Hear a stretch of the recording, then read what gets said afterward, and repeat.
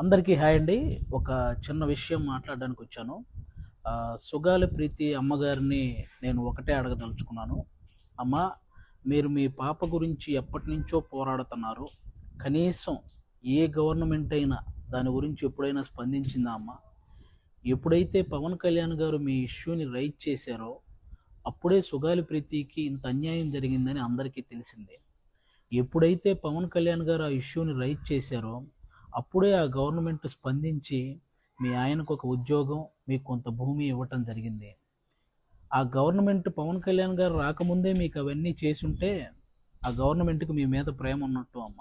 ఎప్పుడైతే పవన్ కళ్యాణ్ గారు రైజ్ చేయడం వల్ల అవన్నీ మీకు చేశారో అంటే పవన్ కళ్యాణ్ గారు అంటే ఆ భయం ఉన్నట్టమ్మా. ఇంత చిన్న లాజిక్ మీరు ఎలా మిస్ అయ్యారనేది నాకు అర్థం కాలేదు. అంటే పవన్ కళ్యాణ్ గారి ప్రోద్బలంతోనే అది సిబిఐ ఎంక్వైరీ దాకా వెళ్ళింది. ఛార్జ్ షీట్లో పేర్లు మార్చేసి సిబిఐ వాళ్ళకు కూడా అంతు చిక్కనటువంటి అలాంటి కేసు గురించి ఇంకా పవన్ కళ్యాణ్ గారు ఇంకెంతకాలం పోరాడతారమ్మా? మీరైనా ఆలోచించాలి. అలాంటి పవన్ కళ్యాణ్ గారిని పట్టుకొని ఓట్ల కోసం ఈ ఇష్యూని వాడుకున్నారు. ఆ మాట నీకు ఎలా అనిపించాలనిపించిందమ్మా తల్లి? అసలు ఎవరికి అర్థం కాలేదు. ఓట్ల కోసం పవన్ కళ్యాణ్ గారిని ఇష్యూని వాడుకుంటున్నారా?